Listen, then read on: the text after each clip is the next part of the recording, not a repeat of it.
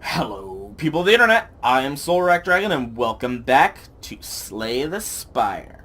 Last time we managed to get through the first floor as the Ironclad, and again, I have played this. There's no current delete game thing as of me recording this, so, I think there's supposed to be a patch tomorrow as of when I'm recording this, or maybe later this week, but regardless, I am just continuing on where I was on the save file. If the option to delete does come forth, I will probably end up doing that. But let us proceed to the second floor, the city, second level, 17th floor technically. So, looking at our path, there is a path that leads us to an elite, two elites. That's kind of risky. I don't like that. This one will lead us to one elite.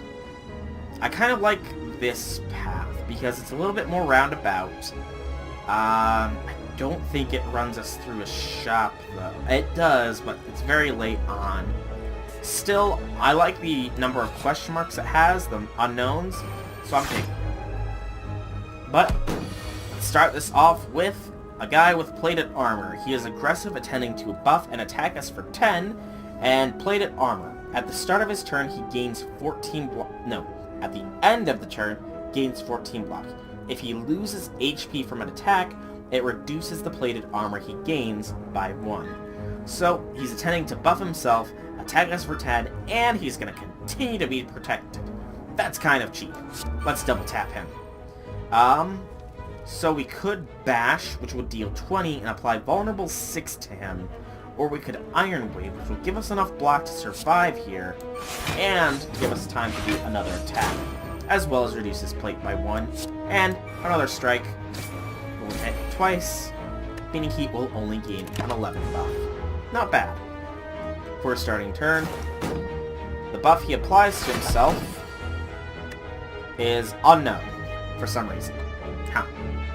Anyways, Thunderclap, 7 damage and vulnerable 1. He is going to hit us for 18 now. So you might want to defend, but I am going to go straight face here and get that plated armor a little lower. It's going to hurt, and it did apply frail, which means we're going to be less defensive later on. But we got a very good hand here. So, that gets rid of his block. Reaper will heal us for 6. And Clash brings him down to 11. We'll still take a little bit of damage here, but he's not going to have much left in him. Ah, that's what it does. That buff was any unblocked damage healed him. Kind of sucks. But I think we have game here. Goodbye! And we're up to 69 again. Heh, 69.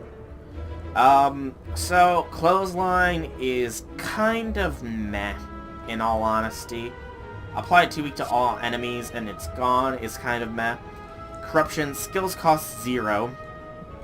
Excuse me. But whenever you play the skill, exhausted. Good for big decks. We don't have a big deck, so we're gonna skip any cards. This path does lead us to 2 fights in a row. In this case, the Looter and a Mugger this time. So a team fight. Luckily, we're strong enough for any team. We can probably kill one of them outright here. Yeah, we can definitely kill one of them outright. Take 10 damage, which overall equates to 4. But yeah, we got this. Double tap. So we could Iron Wave, dealing 18, getting 10 block. No, dealing, 18, gaining 10 block. And then another 8 for 26. Or we could Reaper to heal us for 6. Or heal us for a dozen. I think this is the better option. I would love to heal, but this is actually lethal, because I forgot double tap by choice. Gave us a Swift Potion, which lets us draw 3 cards. Kind of meh. I'll hold on to it for now. We have choice of Warcry, draw 2, place a card from your hand on top of the draw pile. Meh. Heavy Blades Plus, if they're green, they're already upgraded, by the way. Deals 14 damage. Strength affects it 5 times. So, instead of having one strength at being a 15, it would be making it 19. If you have a strength-based deck, that's actually very good. But we don't have one. But 2 cost? That's a pretty good 2 cost. I'm going to take that. And then, we are going the question mark, which is another combat. A Slaver and the Shelled Parasite. Lovely. Lead with the double tap.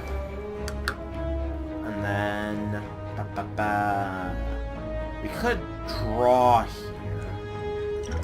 I will draw here. That's what I was hoping to see. Thunderclap. Gives us some vulnerability, breaks a bit of guard, and then 18 there, or 18 there. He's gonna heal 10, so it'd be more beneficial to do the 18 here. Because that way, next turn, he is dead. We are taking quite a bit of damage this round. Quite a bit indeed. He, in fact, healed at full. But you're dead this round. And, yeah. So... Iron Wave you. Clash. So that's 21 or 18. I gotta do 18 because that will reduce his plated armor's total. And then he's gonna heal for 3 anyways. But I think it was worth.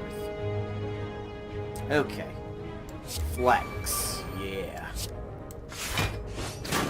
Almost enough block to survive. Strike, strike. Keep him weak, keep him low, take a bit of damage, but say hi. Keep our spirits how lifted. How lifted? Good. Lead with the defend. Thunderclap. Strike and death. Yes. Not too good on the health. We get another Swift Potion back, and the only new ones are Combust, which at the end of your turn lose 1 health but deal 5, or Battle Trance, draw 3, you cannot draw additional for the rest of the turn. Kind of suckish all around. So, this question mark is, in an abandoned temple you find a giant book open, riddled with cryptic writings. As you try to interpret the elaborate script, it begins to shift and morph into writing you are familiar with. I know what this does, and it is quite annoying. There is a campfire there, but we also have an elite on this hat. I will say, this does inflict, like, 15 points of damage to you. Not something I'm comfortable taking right now, so I am going to leave. You exit, feeling a dark energy emanating from the book on the pedestal. Ignoring said book. An old beggar cloaked in fur reaches his hand up toward you as you pass. Spare some coin, child? He's blue. Offer gold to remove a card from your deck? Sure. What do you know? He is the cleric. You are a kind soul. Receive my purification. He screams. You're unsure if he is grateful or mad. But we get to remove another block. Yay! Our deck is becoming more consistent. This time I am going to actually rest because I was getting a little bit low on that old health, and we'll keep going. Oh boy, this is a boss and a half. The Sneeko. He's strategic. He intends to apply a powerful negative effect on you. Lead with Thunderclap, and then deal as much damage as we can. Because his negative effect is the Perplexing Glare, which gives us the Confusion effect. And you're going to see that now. Actually, a pretty good Confusion. Confusion, in case you didn't already tell, randomizes your card draw cost. So I think this is a good time to drink. Awesome. Flex.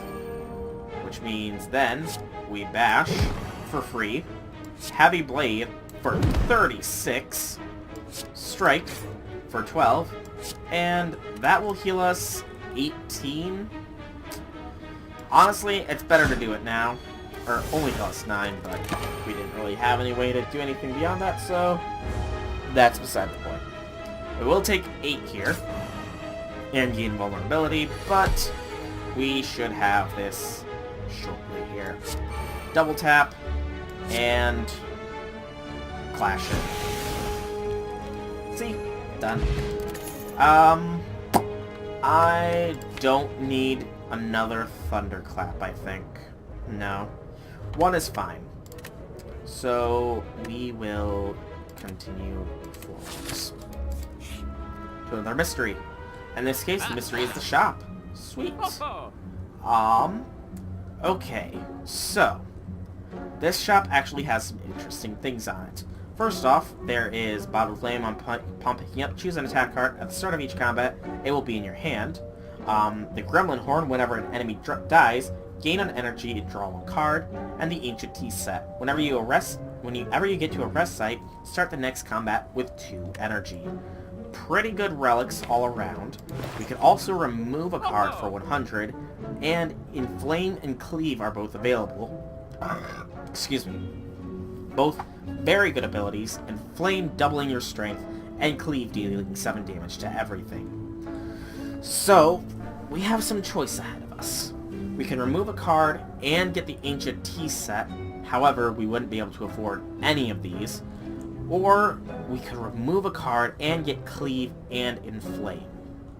I think that is what we will do. Remove a card, take Inflame, and take Cleave. And then leave. And we get a chest. What will it be? What will it be? Frozen Egg. Upon pickup, choose and upgrade a power. Well, it's a good thing we actually have a power. Inflame goes to gaining 3 strength. Powers, however, are only able to be played once, but still, that's a good power to have. Oh, no. The Book of Stabbing is a very dangerous one. He has the Painful Stabs power. Whenever you take damage from this enemy, add a wound to your discard pile.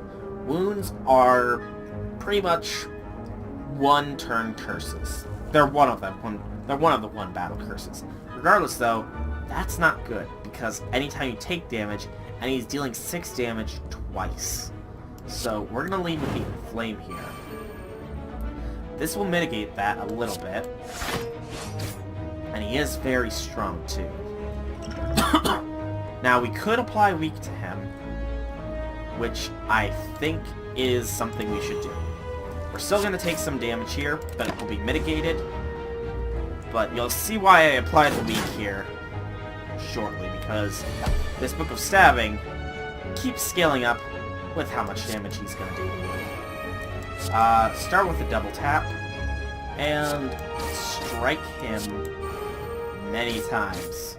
The Book of Stabbing has been the end to many of my runs here. Because look at all those wounds we're getting. And his damage keeps scaling up as well. He's not vulnerable, and we can't vulnerable him easily. So I think you lead with Heavy Blade for 29. Iron Wave will protect us from 2 of the attacks, and then Clash.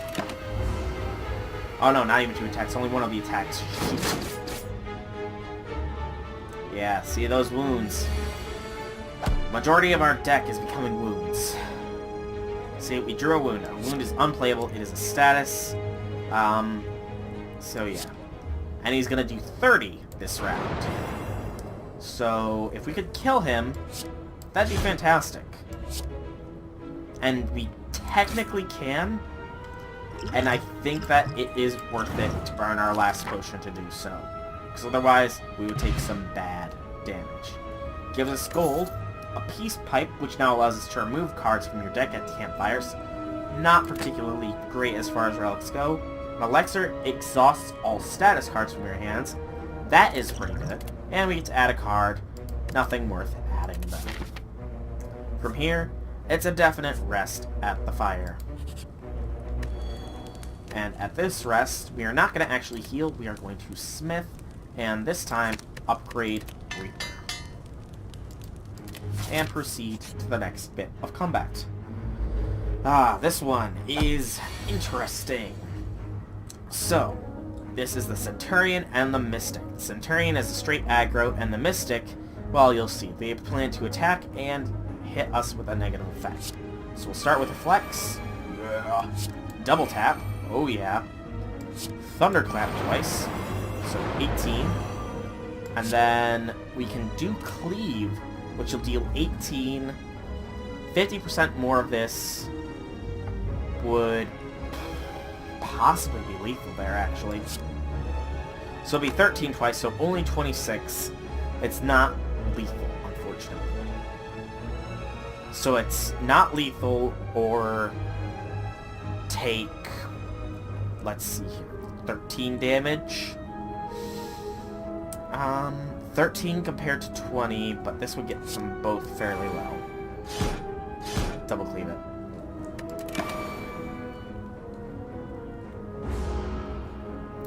So yeah, we're gonna take 20 here. But I think it's worth it. We are frail, because you intend to do a positive thing, and you intend to straight up attack. Leave the inflame. Thank you. Because we actually have lethal. Goodbye.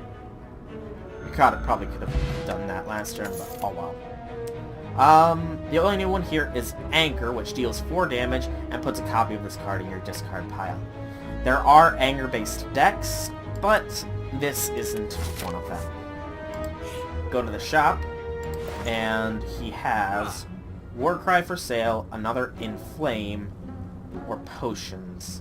So we can't afford any of the relics, of which this one would probably be the best, I would say. Be on bone if your HP is at 50 or below. At the end of the combat, heal 12. This one actually is pretty good for our build because we're pretty aggro. Anyways, we can only afford 4 things. 3 of them, we already have Inflame. It's not worth running 2. True Grit, Block is bad. Warcry is not too good. Headbutt is also not too good. And none of the potions are really worth it, so we will simply proceed to the next question mark. Which is, of course, combat. So, Flight and a... So we have a Bird with a Y, and, a Chosen, both of which will attack me. Fantastic. Lead with the Inflame. Now, double tapping here would just lead to us dealing 20 damage against both of them. Also, Flight. Reduce attack damage to be taken by 50%, cancelled if you are hit more than 3 times in 1 turn, and it does not count Mercurial Hourglass. So yeah. Still, I think this is for the best, because 20 damage to both, or 10 damage to that one, is better than nothing. We will be taking 15 here, so this is gonna hurt. And he applied Volt.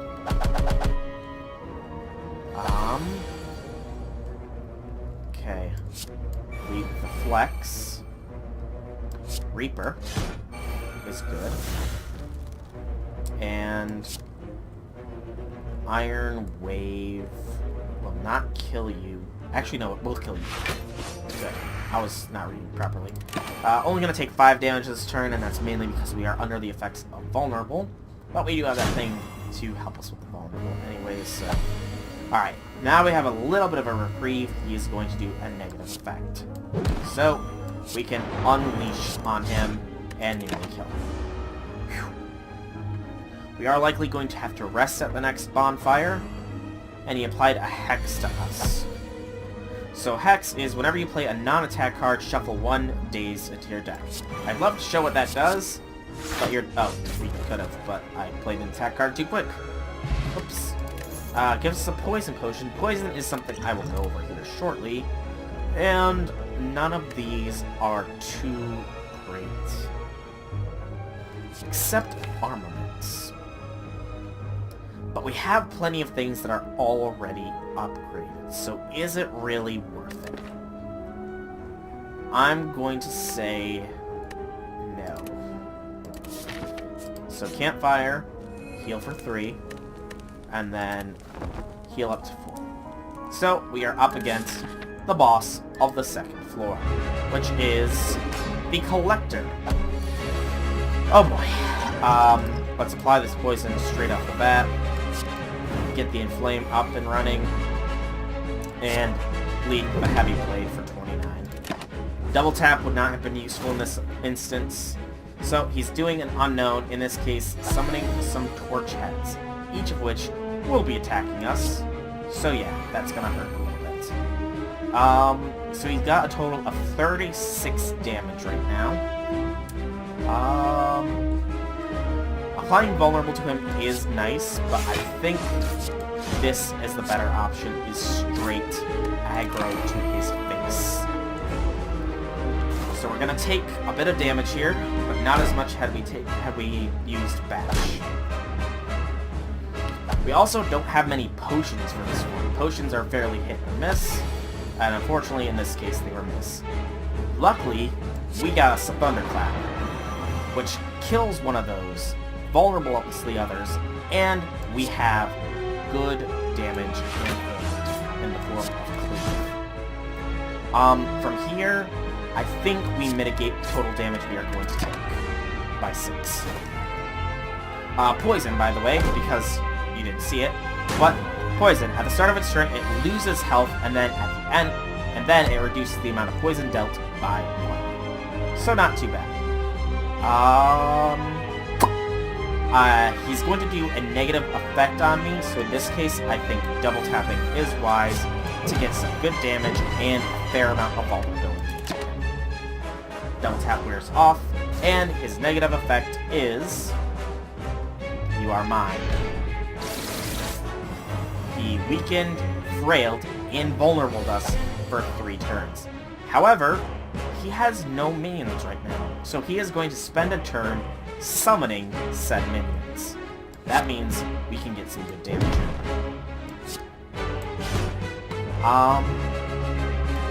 Cleave is better, I think. Yeah, because we're not going to be taking any damage this turn anyways. So, we have almost killed him. It is... And he's only summoning 1 minion. And now he's also planning on blocking and using a buff. That's good for us, because I think we do have lethal. Whew. Honestly, he is I don't know how many bosses there actually are on this floor. He can be a difficult boss depending on your deck. Of these, the only new one is Berserk. If your HP is below 50%, gain energy at the start of your turn. However, that is a 1 cost to set up, so I'm going to ignore it. And then our boss relic, we have the Black Star, which causes Elise to drop 2 relics when defeated. Good if you can get it fairly early on. The Runic Cube, max HP is lowered by 20%, but whenever you lose HP, draw a card. Or the Velvet Choker. Gain energy at the start of each turn, but you cannot play more than 6 cards per turn. Well, considering we have a fairly decently cost-intensive deck, I think that's not going to hurt us too much, so we will take the Velvet Choker. And that is going to be where I end this video off. So, next time on Slay the Spire, we will either have slain the Spire, for this run at least, or we will have been slain ourselves. Either way, it's coming to it. This run is coming to an end in the next video. And if I remember correctly, the next patch notes to this, because this thing gets like weekly updates that shows how dedicated the developers are to this game. This video